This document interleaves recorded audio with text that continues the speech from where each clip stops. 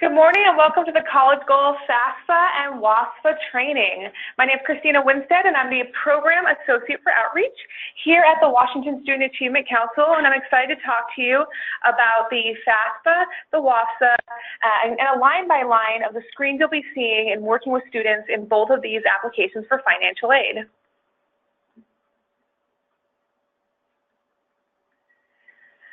So we're going to, for our agenda today, we're going to have a quick overview of College Goal Washington, how to work with students and family. This is great for if you're a volunteer at one of these events. Thank you so much for volunteering, and you're wanting to learn more about the FAFSA and the WASFA. We're going to talk about FAFSA, WASFA eligibility overview, and then filing the WASFA, and then filing the FAFSA.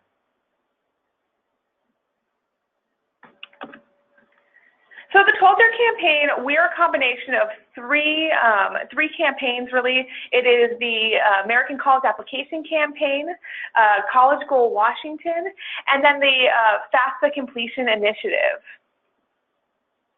College Goal Washington is this great program that is all around.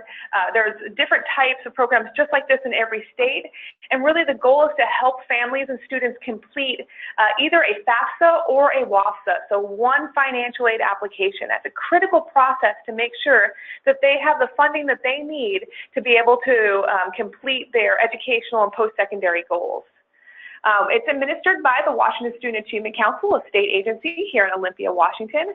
And in 2016-17, the program served over 200 events at 130 sites in Washington state, which is amazing to me. And that's because of all the hard work you guys are doing. There were so many more events this year. And there were events at all these different places, not just at the high schools, but we were in libraries, we were out in community agencies. It's been wonderful to see all the different ways that people have done events throughout their communities. And so I'm excited to work with you guys again this year. I'm trying my best to make sure it's new and improved. Yesterday we had our training for site leads. If you're a site lead at a College Goal site and you've been a site lead in the past, the big changes are that you no longer have to fill out a site lead agreement, and you don't have to use sign-in sheets for your students. If you want to, that's optional, but we've changed it so you have easier access to getting the materials to the program, and we try to reduce the barriers to the program by streamlining the process. And that's through the surveys that we do at the end of the year. So thank you so much for giving us that feedback. We're happy to try to make it as easy as possible for you guys to serve these students. So our campaign goals is we want to make sure we're increasing the number of students, especially from underrepresented populations, who complete one financial aid application and apply to college. Also, we want to make sure that those college-bound scholars, that they're completing a financial aid application as soon after October 1st as possible. They will have typically funds for school, and we want to make sure that they can access them. We want to provide information on federal and state financial aid, and then of course, we want to provide that support for students who are completing the WASFA. We're really fortunate in Washington state to have the WASFA. Not every state has a state application for financial aid, and so I'm really excited to be able to support the students that are applying for that application in Washington state. Now, of course, we can't do it all on our own. We have the amazing help from our site leads, from our volunteers. This year, Washington, just like in previous years, Washington State Employees Credit Union has provided funding. So those wonderful workbooks that you've been using, we were able to last year increase them from just a senior workbook to a junior senior workbook for financial aid and admissions instead of just admissions. We're really excited to be able to provide those again this year for your students. If you haven't ordered materials for your event, please do so, and I'm happy to send you out a goodie box with materials, digital materials, printed materials, and I sent out that in your welcome emails. We work with a lot of different groups to provide this work. Like they say, teamwork makes the dream work, and we're really fortunate to have all these different groups coming together to support students in these really critical tasks of completing a financial aid application and college admissions. So of course, our volunteers are a big component of this. And so if you are a volunteer, there's a lot of different roles that you can play as an event day volunteer. We will need people to help with registration support. So people coming in, we want them to feel welcome when they get there, to make sure that they have the materials they need to do FAFSA or WASFA. An admissions ambassador is great to have at your events because they will help talk to students about the admissions process in addition to financial aid. This year, is the second year that financial aid is coming out in October, and we're noticing that some of those admissions deadlines are earlier than last year, and we want to make sure the students are very mindful of those deadlines. I don't want anyone to have a broken heart because they didn't get their admissions application in on time because they didn't know that that deadline was due. So working in tandem with admissions officers and admissions ambassadors is great. Of course, we have people who are helping with the FAFSA and WASFA. We would love to have a dreamer advisor at your events if possible, and then of course our financial aid experts. So in working with students and families, we want to make sure, just some tips in general. Number one, it's not your job to prepare FAFSAs or WASFAs. That is the job of the student and parent together. We want them, and this is important for a couple reasons. We want to make sure that the student and parent know how to complete this application because they're going to be doing it every single year that they're in college. So if you just sit down and do it for them, they might not know how to do it the following year. It's really important that they complete the application. It has sensitive information in it. There's a lot of reasons why you want to make sure that the student and parents are the ones completing the application. Be mindful of sensitive information with students. We're going to be asking students in this process a lot of really critical questions about sensitive situations, their family situation, financial situations. We just want to be very mindful as we're asking them about the sensitive information, the space in which we're asking them these questions, but also how we're making sure that that information is secure. So during your events, you're going to have people printing off a lot of stuff. You want to make sure that those printers get cleared out and that anything's left behind is shredded, stuff like that. The FAFSA and WASFA determines the expected family contribution, and so that's something that they might need for scholarships as well. The EFC is, what they're going to be looking for. Also, if you need help during an event, we're hoping that you'll have financial aid experts at your events as you put together your event team, but you'll also have 1-800-4-FED-AID as a help. And then if you guys get stuck, I'm going to a lot of the events this year, so hopefully I will be there to answer your questions. And if not, you can always email me or call me if it's a day event, and I'd be happy to try my best to help you out. The one thing that I can't help out with is if the website goes down on the federal side. Unfortunately, that would be a federal, challenge, and we would have to come up with a way to fix that. But I know that we had some students that were struggling with, their FSA ID and being locked out of it. That's a real quick phone call that they can make, but it's definitely something we want to try to help students with at the event instead of having them, go home and try to do it.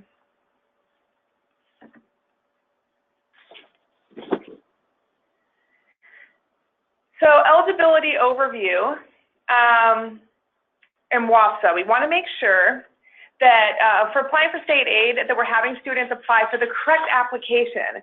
So there can be only one, just like the movie Highlander. We want to make sure those students, only one application can be the case. We had some amazing students this year that came to me and said, if I do both, can I get double the money? No, you can't. You can only do one application. So we want to make sure that students do one application and that they do the correct application. So students who are eligible for federal aid will submit the FAFSA, and that will be at fafsa.ed.gov. Students who are completing the WASFA are typically undocumented students or students with DACA status. And so they'll be doing the WASFA. If you're not sure which application they should be completing, if you go to readysetgrad.org/WASFA, there is a questionnaire that will walk them through if they should complete the FAFSA or the WASFA. So it's going to ask them some questions, and we'll see those in the slides. And then it will make sure that they have the correct application. It can be a challenge. I've had students fill out the wrong application, and they can, it can be frustrating. So you want to make sure it's as smooth as possible for both parties. So What is the WASFA? For those of you who are not familiar, it's the Washington Application for State Financial Aid. So this would be for state aid for students who are ineligible for the FAFSA due to immigration status. So our agency pays the application for students. There is no cost associated with applying for a FAFSA or a WASFA. If a student is being asked to pay money to apply for free aid, they are on the wrong website. And if you find that website and they're being asked to pay money, take a screenshot and send it to me. You know, there were a couple real predatory sites before that really used the same looking website as a FAFSA in the past, and they had to close those sites down.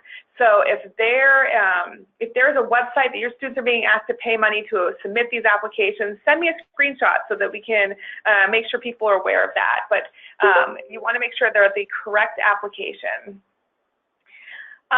The application for the WASFA moved to a different platform last year. It's web-based for students, just like the FAFSA. It's online. There's direct access for financial aid administrators. There is an EFC calculator for state need grant, which is what they'll be applying for, is our state-based aid. And then they can also make corrections within that system. Also, parents can sign it digitally, which is the way they sign it, which is great. So what I like about the new updates to the WASFA is it really mirrors the FAFSA so much more so that the students don't see much of a difference between the two applications that they're completing. So let's start talking about filing the WASFA. Again, it's not your job to prepare an application for someone. It's your job to assist them. So we want to make sure that that you're assisting them, but not doing it all for them. Again, being mindful of sensitive information. This is to assess for financial aid for state financial aid eligibility. So it's not a classification for a student. It's not so sometimes people will say, like, I have a WASFA student. That doesn't exist. It's a student who has applied for financial aid through the WASFA. It's just a way to see if they're eligible for state aid. This is the application that students will be using if they are receiving DACA, if they have DACA status. The great thing is if they have DACA status, they will also be eligible for state work study, and they will also be eligible for their college-bound scholarship. So it's a wonderful opportunity for students. This year we have a couple updates. If you need help, you know, of course you're going to want to work with your financial aid expert at your event, but we have a WASFA instruction guide for students now at Ready, Set, Grad. It's right on our WASFA page at the very bottom. And that will become a webinar as well. So you will be able to hear from our student financial assistants to how to do the WASFA from a student perspective. So this is what the website looks like. I just wanted to show you guys that under Ready, Set, Grad for WASFA, we have a really amazing privacy statement. We get a lot of questions about privacy and data security in the WASFA, and so this statement just talks about our commitment to data security and our privacy. And so if people have questions about the security and privacy of the WASFA, please refer them to the statement, and they can always contact us as well with additional questions. But I just wanted you guys to see that's right underneath the Start a New WASFA section. It has that full privacy statement. And that was, it's always been there, but I just want to make sure that it's something that people have access to, that language. So when a student goes to the web page, what they're going to see is this is the landing page for the WASFA. This is going to help students determine whether they need to complete the FAFSA or the WASFA. So what they do is they click on Start a New WASFA, and it's going to ask them their eligibility questionnaire. So if they've already completed, so you might see this at some of your events. Your students love you guys, and they might come back to your event even though they graduated last year because they trust you and you have that relationship with them. So they might be going to college locally where you're like, oh, I need to complete my FAFSA or WASFA again. It's October and I'm in college right now. They might come back to your event this year for that assistance. So they would be going into the returning user if they are a graduated senior, and they'll be going into start a new WASFA if they've never completed or started an application before. For those of you who are working with your students, you can always invite your previous students to your events. They love to come back and tell you about all the amazing things that they're doing. And it's hilarious because when I work with students, they come back and they're like, I can call people by their first names. It's awesome. I don't need a hall pass. It's the best. So this is how you start the eligibility questionnaire. So the screen they'll be taken to looks like this. They're going to ask some pretty specific questions that will help them direct them to correct application. So students who answer no here are taken, who answer no are taken to here. They ask if they're a U.S. citizen or eligible non-citizen. If they answer yes, that they are a U.S. citizen, this is going to directly take them to a link to the FAFSA, because at that point, if they say yes, then they are eligible for FAFSA, not WASFA. So the second question is going to ask if the applicant has a social security number. For those who've been granted DACA status, so Deferred Action for Childhood Arrivals, for DACA status, they might answer yes to this question, but if they answer yes,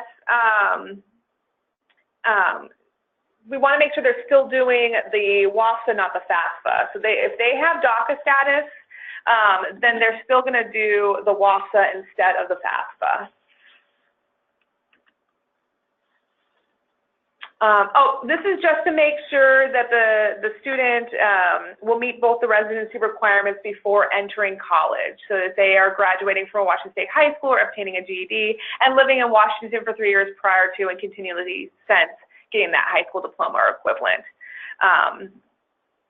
And then the next step is it'll tell them, so if they answer yes to the residency questions, they're taken to this page to show that they're eligible for the WASFA to see if they can get state aid. Now here's the thing, not all students are going to be eligible for the WASFA. So if they are unable to receive the WASFA or the FAFSA, I have students who've been in that boat. We want to make sure we're providing scholarship opportunities to them and connecting them to those resources. So I'm putting together a list of scholarships that are out there for undocumented students that are in that gap between FAFSA and WASFA. So they're taking this and then they want to click to apply.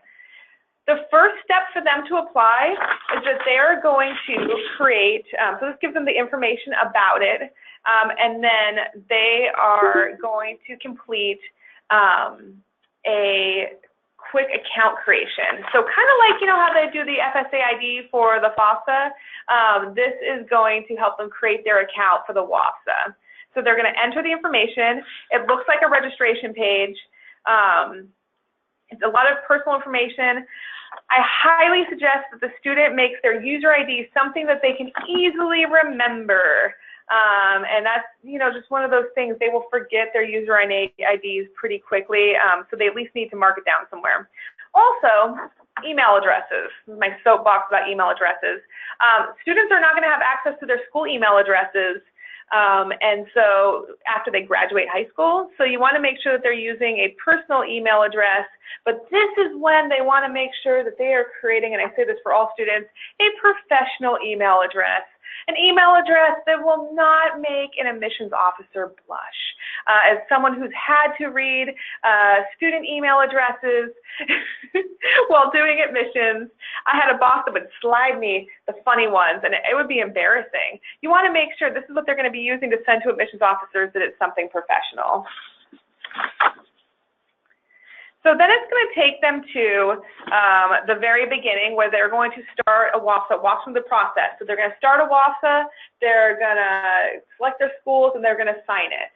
And there will be check boxes throughout the process showing what they've completed, and they have a little key up top to show whether they've started, edited, or completed an application, and where in the process they are at.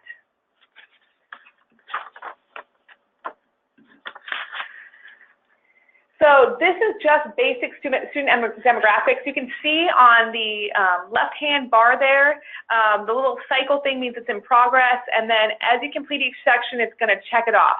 At the very top, it's going to say whether it's parent or student. So students want to really make sure that they're putting the correct information in. This is where we see a lot of errors, is when they put in the information for the parent instead of the student and vice versa. So this is going to be student information. And so it's going to ask if they have a driver's license. If they have no license, they're going to select no license. If they have a DACA number. The next section is going to ask if they have, and we want to make sure that the mailing address is correct, but in their mailing address that it's going to be a good place for them to get all of their mail. They want to make sure that in the phone number they don't put any dashes, they just run it all together. And then student marital status. This is a big one where students will put their family information in, but not their, they'll think it's their parent's marital status, so they want to make sure this is, again, applying to the student, not the parent. And then student's household number of family members. Again, this is the student, so if the student has dependents, then yes. But the parents are typically the ones who have dependents in their household, so typically a student's going to have a household of one. Sometimes they will have dependents, and they will list those there, that they're providing 51% of the income and care for, but you want to make sure that they are looking at their own personal size, not their household of the people that they live with.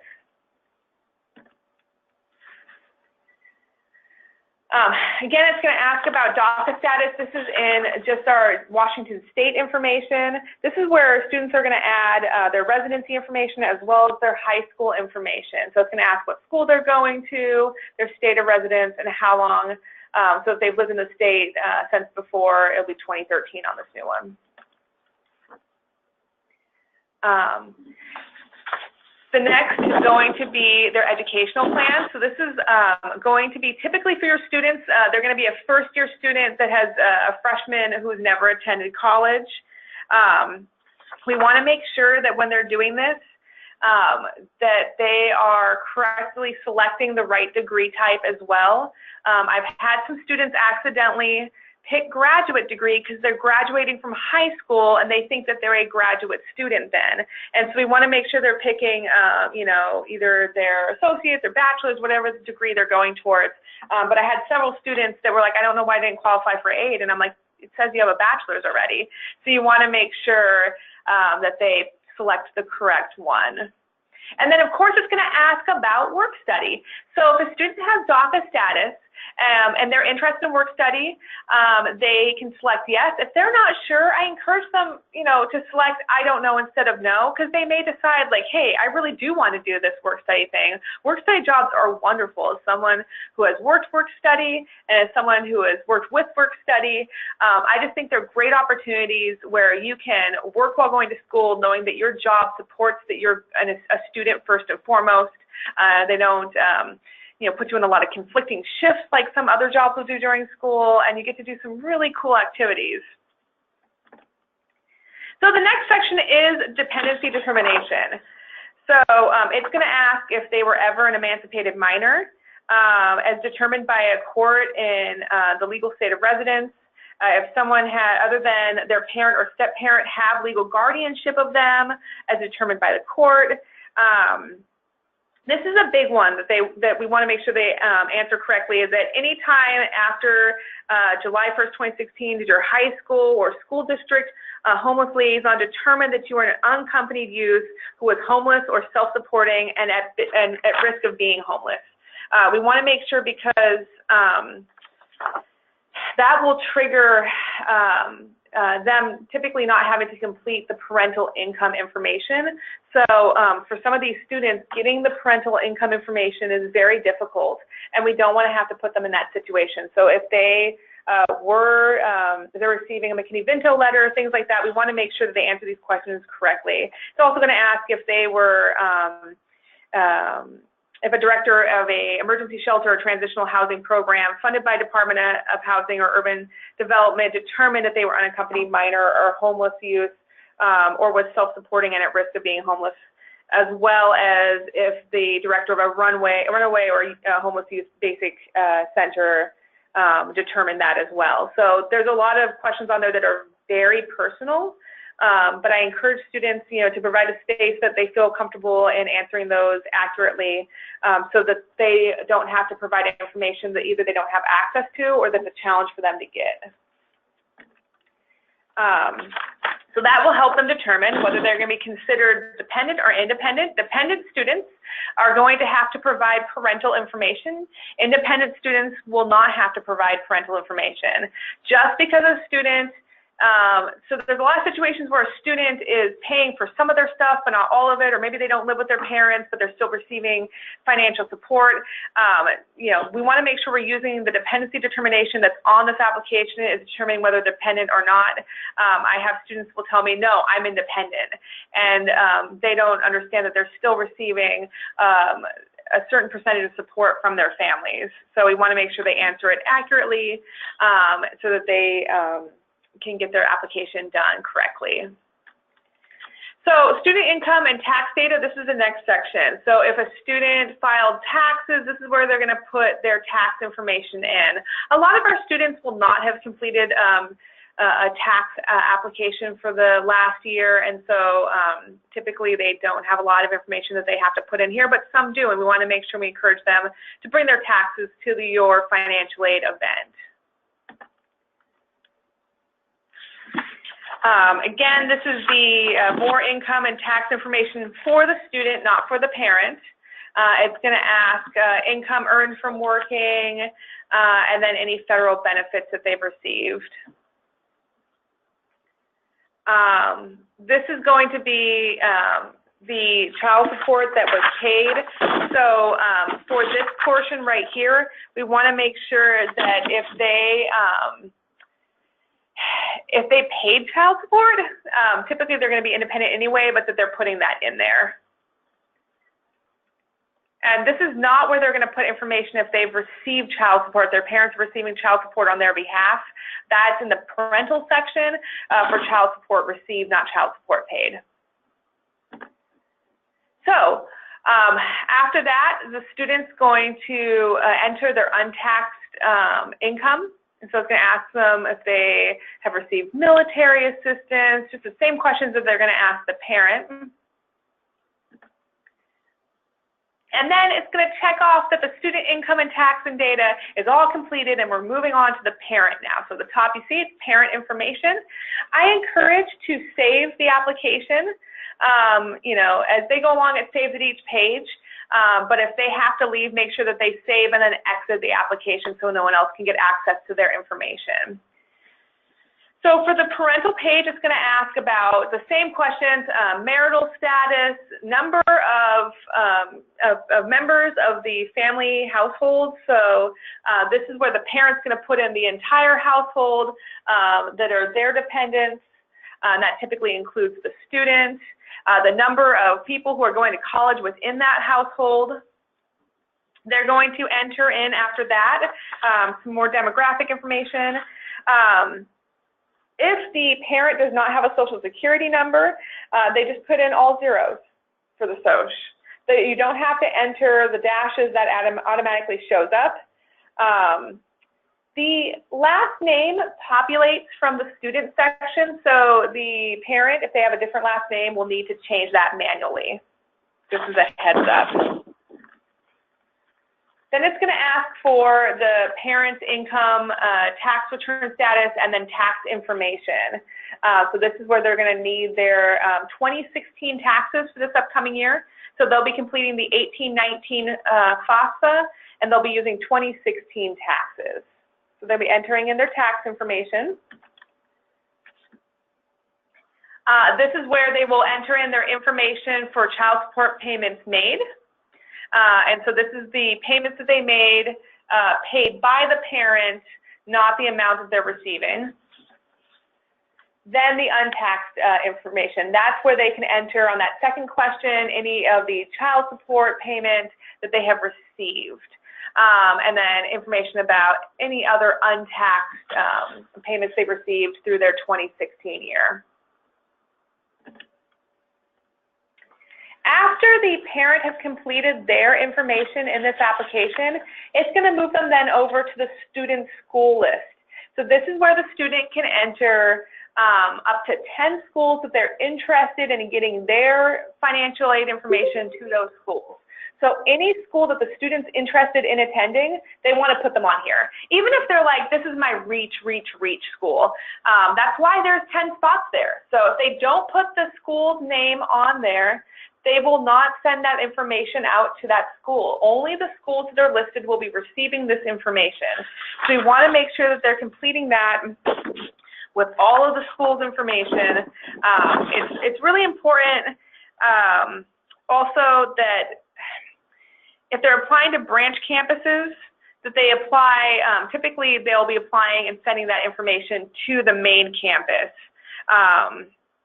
Because typically for WAFSAs, the main campus is the one who is processing those applications. They can always check on their school's website to see if they have a specific place at the school that they want to send that information to. Other than that, a student can go back in. So let's say, you know, it's November and a student decides, you know, I didn't add UW to my application. That's not a good example because they'll already have their applications due.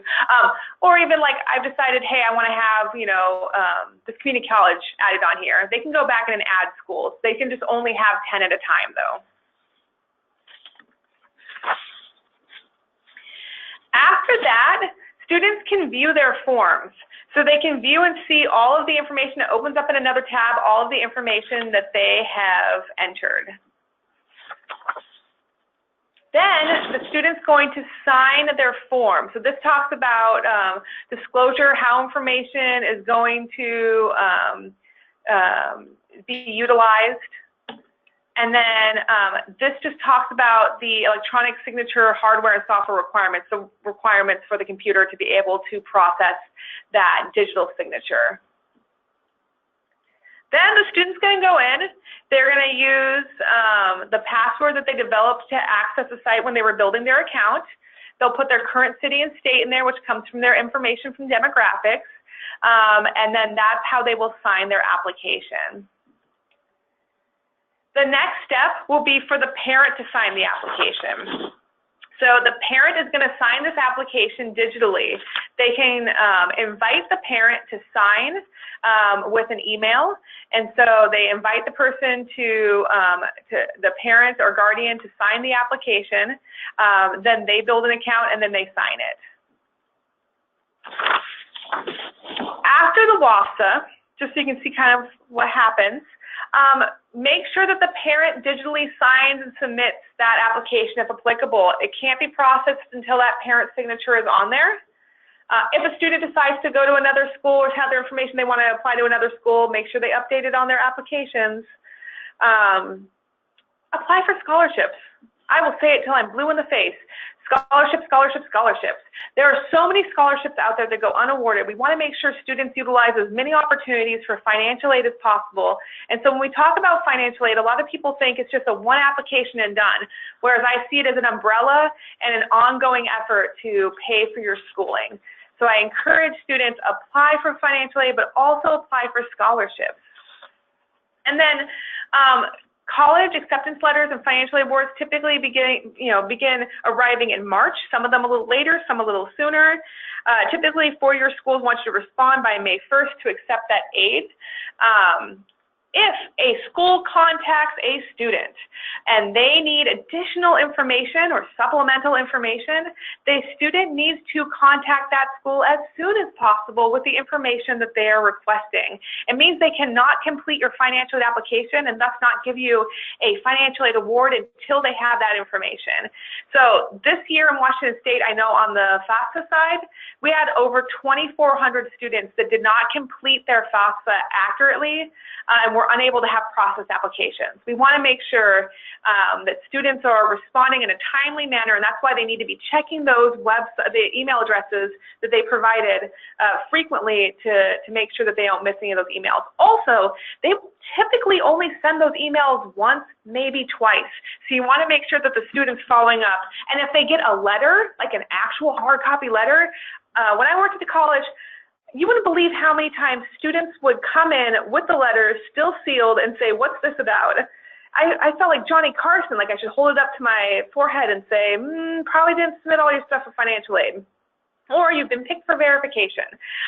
But they wouldn't read the letters themselves, and like sometimes the postmarks on those would be from months ago, and it really can impact a student's ability to attend when they want to for school or get all the funding that they are eligible for. We want students to get every single penny that they're eligible for, and it means applying early and applying correctly. Okay, so now that we've talked about the WASFA, we're going to talk about the FAFSA. Just real quickly, some quick common mistakes. So, and we will also reiterate these at the end because we had quite a few this year. We want to make sure that they're using their legal information. Oh my goodness, not nicknames, students. It has to be, or oh my gosh, I have about 1 million gray hairs from last year's FAFSA, WASFA season because students would make up their social security number when trying to create an FSA ID. I had students I was helping with FSA IDs and I hear, just make it up. And I was like, just make what up? We don't make stuff up when we're doing this. And like the kid goes, oh, I just made up a number for my social security number because I don't know it. Like please no. So make sure they're using their legal name and their social security number that's on their social security card.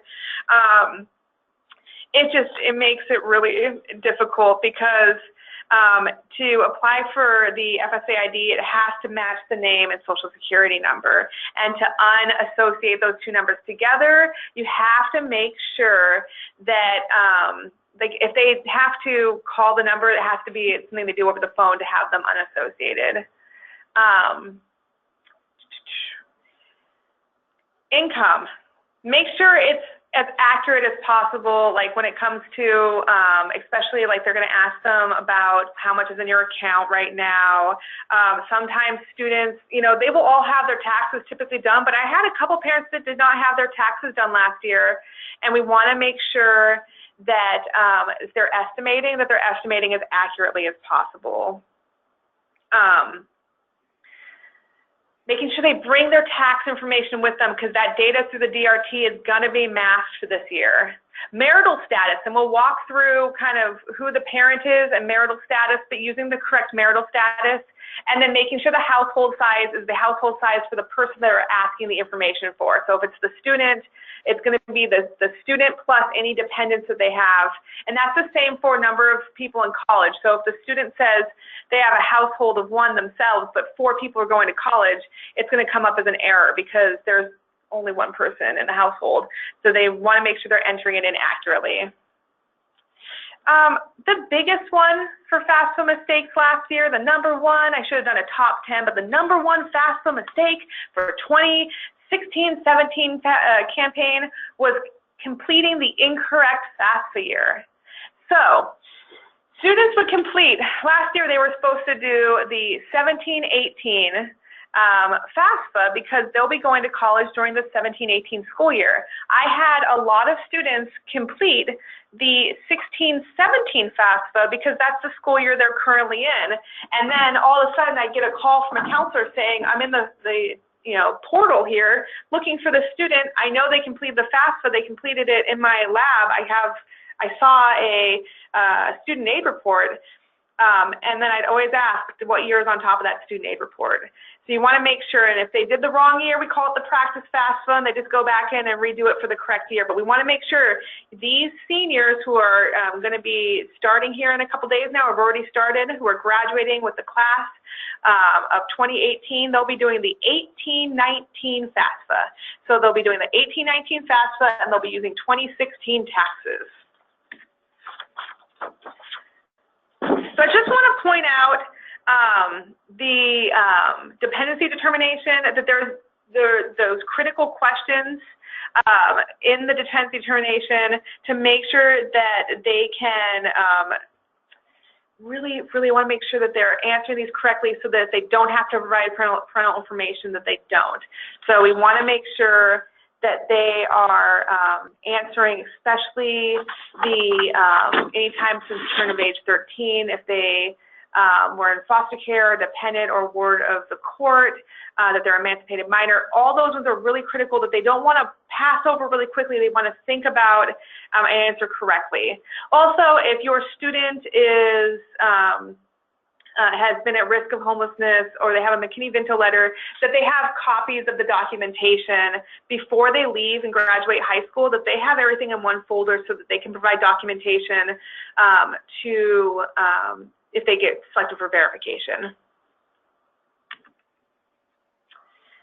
So, situations for a financial aid expert. You're always going to consult your expert at your site if the student already has kids, if they have informal living arrangements, if they are homeless or at risk of being homeless, or if the parents are just flat out refusing to provide information. We want those parents to talk to the financial aid expert to understand how that's going to impact their dependent students' ability to get financial aid.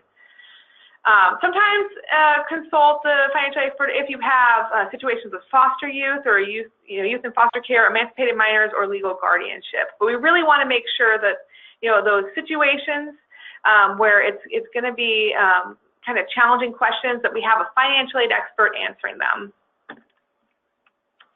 So it's a little bit of a busy slide, but I wanted to make sure, because there's been some changes on who my parent is for this section.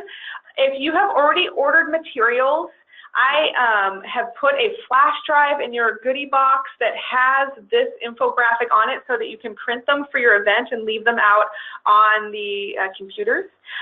So it walks a student through who their parent is when completing the FAFSA. If the student's parents are married, it's going to be both parents. If they are remarried, it's going to be the parent and step-parent that they live with most. If the parent is single or widowed, it's the single or surviving parent.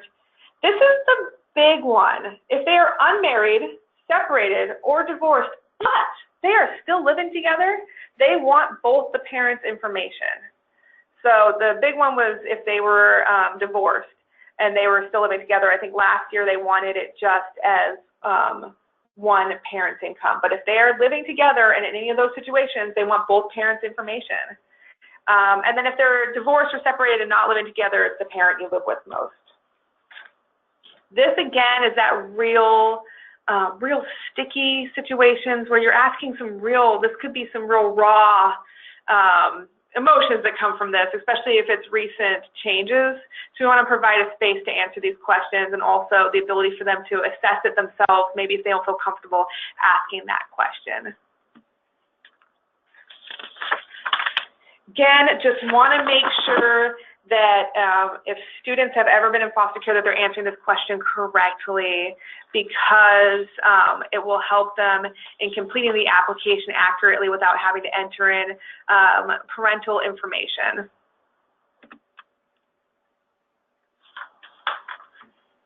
And this is just to enhance that messaging about foster youth. We also have resources now. They're also in your toolkit.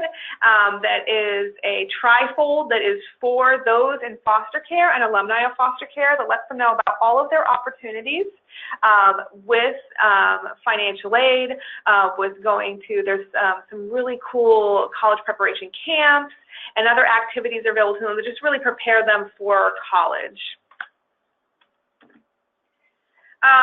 For the students who are from what they consider freely associated states, they're going to use the pseudo SSN, the Social Security number that they received.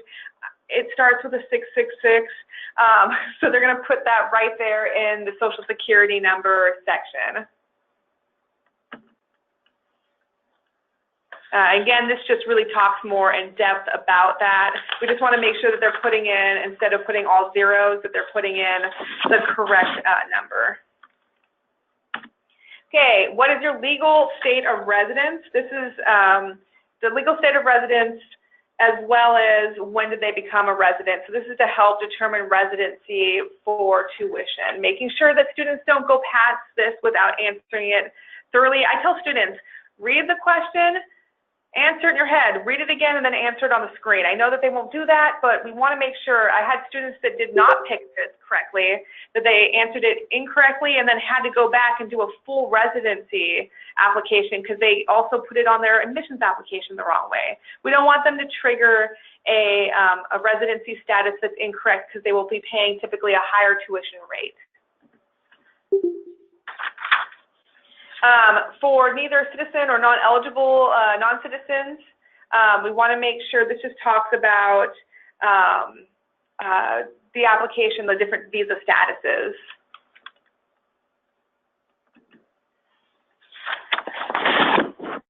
And that's going to ask for a high school diploma. It means you received a U.S. high school diploma. Students who graduated from high school in a foreign country were confused on how to answer this question. So this was created to really clarify that, that question there.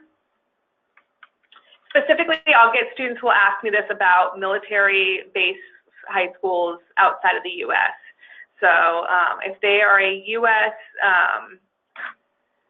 Equivalent, they're typically it's a U.S. issued diploma through the DoD.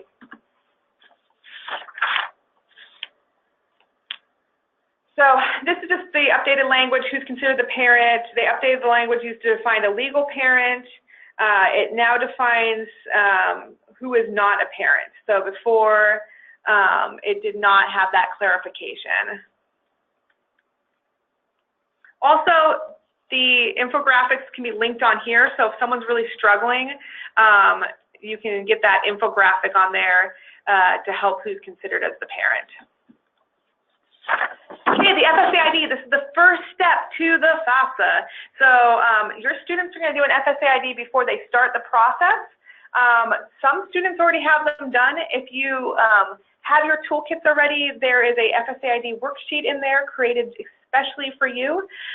They will be making some changes to the FSA ID, which I will talk about in just a second, and we will update that sheet as soon as they make those changes.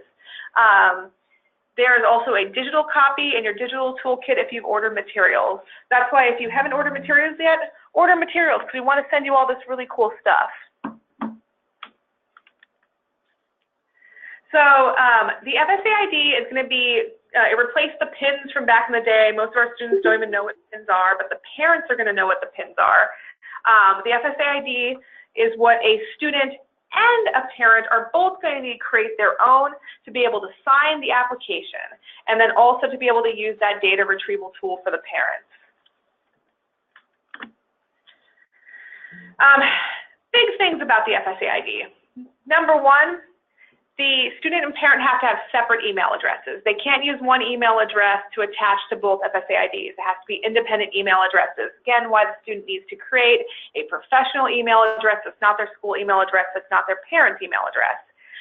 If a parent already has an FSA ID because they already have students in school, they can use that same FSA ID for all of their students. They will want to make sure that they have the following information to apply for the FSA ID. Typically, it's ready to use when they fill it out unless there's some errors. The biggest change to the FSA ID that I saw listed was that they're going to remove that important date question where a student and a parent have to make up they just have to have an important date. They found, and just like we all found probably, that students don't have, like, their idea of the important date changes from day to day. So, you know, like February 10th was an important date because, you know, I tried chicken and waffles for the first time and I'm going to put that in my FSA ID, and then 6 weeks later they're like, oh, you know, actually, you know, today's an important date because I captured my favorite Pokemon in Pokemon Go. I mean, it really changes. So we want to make sure you know, when students are answering those challenge questions, they're writing down their answers because those things change all the time with them. But it sounds like they're going to remove that important date and just keep the challenge questions. So the challenge questions are going to be some pre-created questions that they can answer, as well as they're going to create a couple of their own questions. The parent needs to make their own FSA ID Students want to make it for them. I understand that they can go through this in about 10 seconds because they've been using computers their whole life. It might take a little bit longer for parents, but I did have a couple situations last year where the parents already had an FSA ID they didn't know about because the student made for them, and we don't want that to happen because it creates a lot of problems, plus it's secured information. Gathering information, so they're going to want to gather the following information for their FAFSA, and on the back of the reminder postcards that you can order through our campaign, it has all of this information on there so that it tells them what they need to bring to their event, and those postcards are in English, Spanish, Somali, Vietnamese, and Russian. So a student's going to start their new FAFSA, or of course, if they've already done a FAFSA because they're visiting you and they're they're currently a freshman in college, they're going to be a returning user. So this is just the screenshot of the main page. It's going to take them to a landing page where they can select which FAFSA year they want to choose. They want to make sure they're choosing the 18-19 FAFSA. They're going to log in. And so they're going to use, they can use their FSA ID as well, but this is, really easy. Students will also forget to bring their social security number. This is when they really need to start memorizing that number because they're going to be asked for it a lot. There will be an instruction page for them that talks about how to get help, how many steps does it take. Of course, they can save it while they're working on it, but just really walks them through the process, especially for those who are unsure about this or who are doing it on their own. So in the left-hand bar, just like in the WASFA, it's going to talk about who is providing the information right now. So right in bold there, it says student. So we are looking for the student information in this section. It's going to ask demographic information at this point. In this screen, the social security number will be grayed out because it's locked in already from the FSA ID. So they will not be able to change it. At this point, if they have it incorrect and they notice, oh, that's the wrong one, they need to make a phone call over to FSA. A big one that students forget. They forget to put their birthday in correctly. So they'll put in, instead of like the 1992, they'll put in just 92. We want to make sure they put in correctly. And then, what is your marital status? We want to make sure that this is theirs, not their parents'. And so a lot of students will, I say, married, even though they are not. It's just one of those challenges that they're thinking of their parents. They're not even thinking about marriage. This will ask if they're a U.S. citizen, so this is eligibility for the actual application. So they want to know, and then again, this is where they're going to answer if they were they were foster youth or in foster care at any point in time. Now, this is where it changes from the WASFA.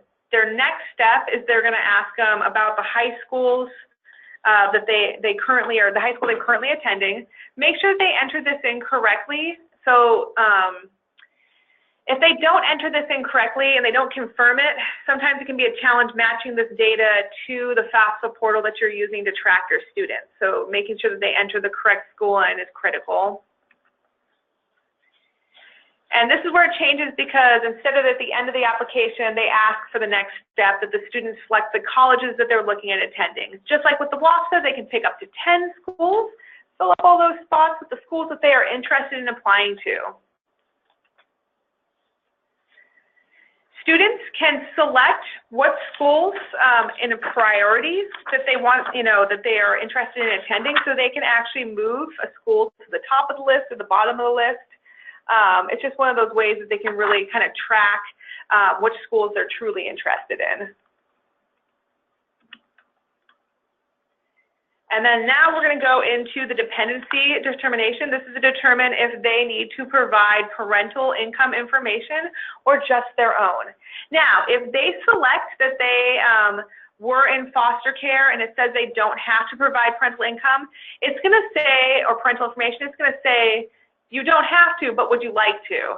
That is up to the student, but typically if they don't have to, they typically don't want to.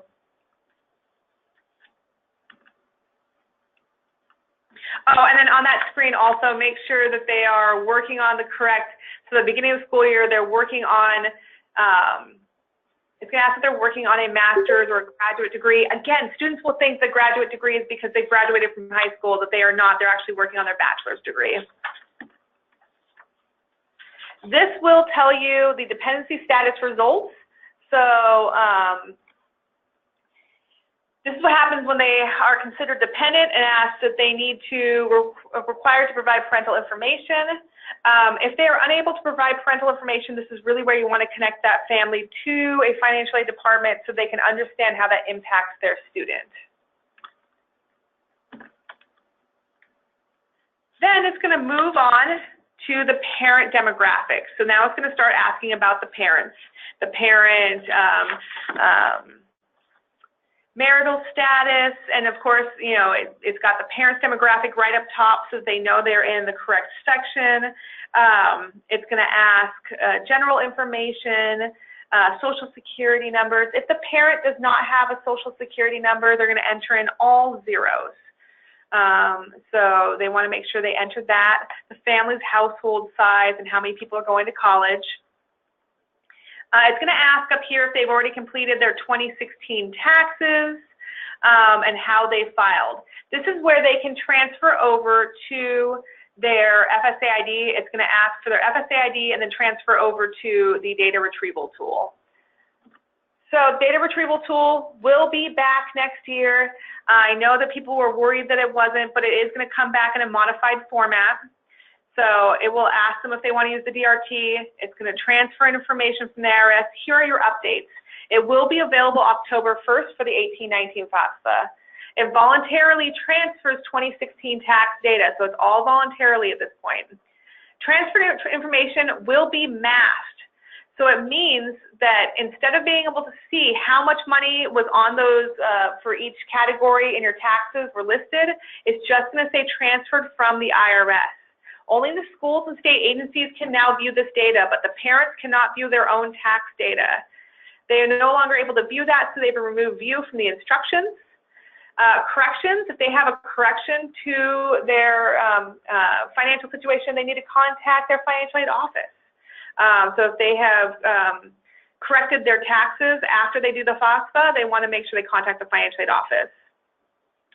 Joint filers still need to manually enter the income earned from the, so if it's going to ask how much did parent A earn, how much did parent B earn, they still need to know what that split is. So they're going to have to bring their taxes with them or have access to it digitally.